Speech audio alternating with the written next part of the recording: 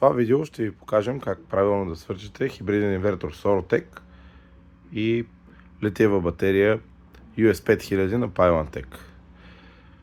Започваме с премахването на страничните винтове, които държат предпазния капак. Отляво и отдясно сваляме предпазния капак.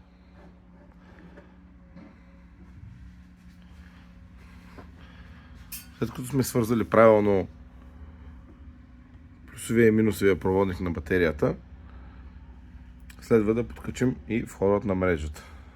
За да свържем входът на мрежата е необходимо да премахнем защитния капак.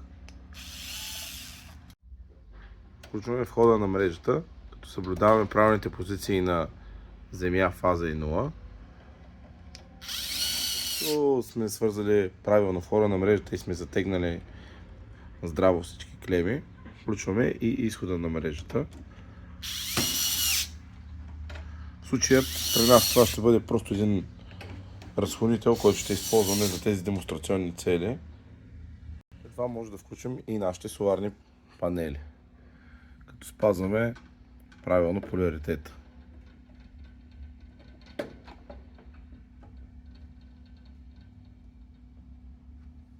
Като сме свързали всички компоненти на инсталацията, можем да затворим отново предпазния капак.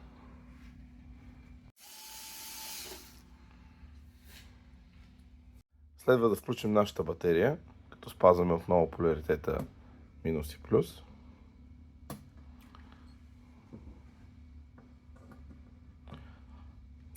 В случая връзките са бързи връзки. Дигаме нашия предпазител и подключваме батерията.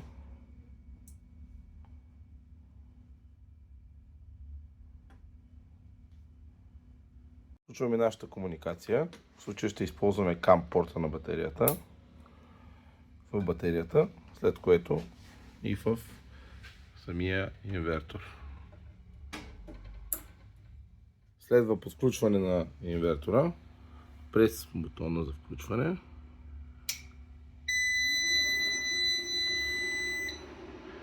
Появява се индикация.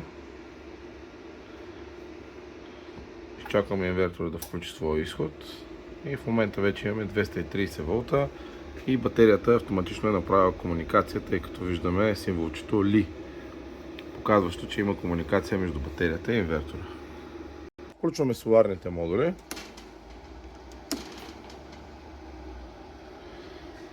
Появява се иконка на инвертора и след няколко секунди той ще ги засече и ще започне да зарежда батерията през тях. Започне да зарежда. Съответно в менюто може да видим, че в момента дават около 218-19 волта нашите модули и зареждат около 5,5-5,9 ампера батерия. Включваме входа на мрежата.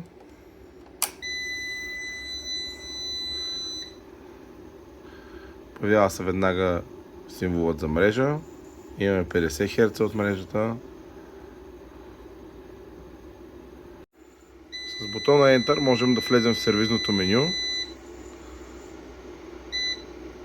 Съответно от настройка 01 може да изберем режима на работа. Режим Sol означава работа с приоритет от соларните панели, след което е мрежата и в случай на недостатък от солара и мрежата се включва съответно батерията. Режим SBU работи с приоритет на соларните модули, след което като приоритет е батерията и в крайен режим е, когато батерията също така не се изчерпи, използваме и мрежата. В режим UA използваме основно мрежата като основен източник и соларната система играе ролята на UPS. В случая ние ще използваме режим SBU.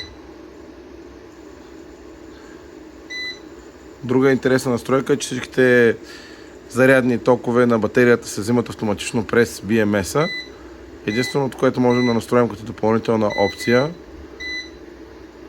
е ниво на заряд. В случая тук е до 100% се зарежда батерията. И с настройка 41, настройка за разряден процент на батерията. В случая е зададен на 10%, може да се регулира. Така може да регулираме и разрядния ток на батерията, като безлимитен до съответно 200 ампера. Съветваме винаги да разреждате батерията спрямо препоръчаните стойности на производителя. Имайте на предвид, че показаното свързване е доста базово. В много случаи е необходимо да се използват специализирани табла с доста повече защити, съобразени с вашия проект и индивидуални нужди. Важно е винаги да използвате проводници с коректното сечение. Също така всяка една система трябва да бъде подходящо заземена. Ако имате допълнителни въпроси, може да се свържете с нас. Заедно ще открием най-правилното решение за вашите нужди.